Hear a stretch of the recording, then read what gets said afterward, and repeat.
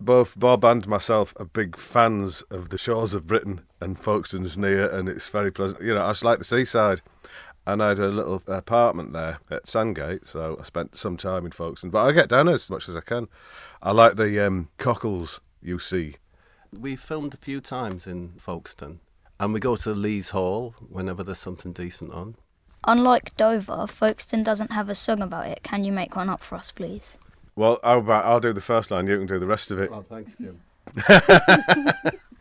Folkestone, by the sea. What is that dog dirt doing so high in the tree?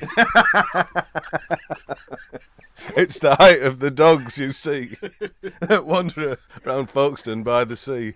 Now you can put a tune to that on your accordion. Vic, I've heard that you are a bird watcher. Can you name as many birds as you know? When I was your age, I didn't go out of my way to watch birds, I just knew them. And I can probably name most British birds now. I'll tell you what, I saw 4 buzzards near Elam yesterday. I saw an oyster catcher the day before. That'll do you. What are your favourite animals and why? My favourite animals are monkeys, because of their tomfoolery, but that's to watch. But I have a couple of cats, which I'm very fond of, Monson and Mabel. I like cats.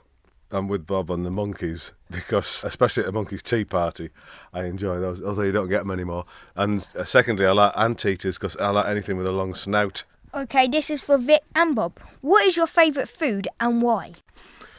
Oh, that's a very, very grand and deep question. Very good question. My favourite food, if I'm on death row, it's my final meal. I think I'd probably go for sausage and mash or mutton stew that stinks. My favourite food is potato in all its forms, I think. And if I'm allowed another one, I'd put a fried egg with it. And just a very, very quick question to you both. Come dine with me. You must have heard about it, even if you've... I watch it nearly every day, yeah. OK, so if you could invite 3 celebrity guests to join you for a come dine with me rotation of dinners, who would you actually invite? I'd like Angelos, because it's always fascinating to see what he's got in his bag. He might have something that we can cook. And I'd have to bring Ulrika along to down a pint and to keep Angelos happy. And the final guest, someone who couldn't speak English, would be fun in those circumstances. Maybe any Chinaman, any of the Chinese men would be fine. I'd have the first Cro-Magnon man, Christ and the Man in the Moon. As your show is called Shooting Stars, I want to see how much you know about stars and shooting. Yeah. What are stars made of? Matter. No. Stars are big exploding balls of gas, mostly hydrogen and helium. Is that not matter? How many people in the UK go shooting? 1.2 million? You're very close, around 1 million people. Oh, pretty good that, yeah. What is Earth's nearest star? The sun. Correct. How much money a year do shooters spend on goods and services? £580? No, £2 billion.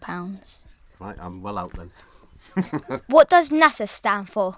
North American Space Association. No. The National Aeronautics and Space Administration. I was way out, wasn't I? What is in a pigeon pie? A pigeon, pastry, carrots, onions. There is actually pigeon, salt, black pepper, stewing beef, shortcut crust, pastry and stock. How many stars are in the Little Dipper? Is that a ride? It's at Blackpool, that, right? I'm not sure. 12. No, 6 stars. Little Dipper. Oh, I know what you mean now, yeah. What star is nicknamed the Dog Star? Orion. No, Sirius. And finally, can you please draw a picture of yourselves? Yeah. But you won't be able to see it on the radio. Shall we describe a sketch? Right, and now I'm sketching the hair of myself. It's done in the style of Rembrandt. I'm doing a face like a Vasquez drawing, and my body is unusually in the style of Giacometti. And you can hear it now. That's the hair. There's the specs and the nose. You can. Bob's is going to be extraordinary because he is a genius artist. I'm drawing mine now. It's got spiky hair, not much though. Big nose, because I've got a big nose. I've done myself with a ruff on. She'll make me look imposing and Tudor. In fact, I'm turning myself into some sort of kind of Tudor character here. Mine is I think I might put a completed crown now, on as well. and it looks non-human. Could you sign it for us, please? Done. Hang on a minute, I'm giving myself a beard. I can't be stopped. I'll say Vic as Tudor gent. There you are. What do you reckon then? Who's done the best one? Out of the two pictures, I have to go with Vic's. Do you think so? Do you not think Bob's is rather striking? No. I wouldn't want it any other way, H. It looks like something off a dinner plate. Does it? Well, there's nothing wrong with that. Do you mean food or a drawing on a dinner plate? Drawn on a dinner plate. What? Look at that neck there. That looks like actually that's the trachea, isn't it? It's done. It's the internal It's meant to be area a of his polo neck. A nylon one.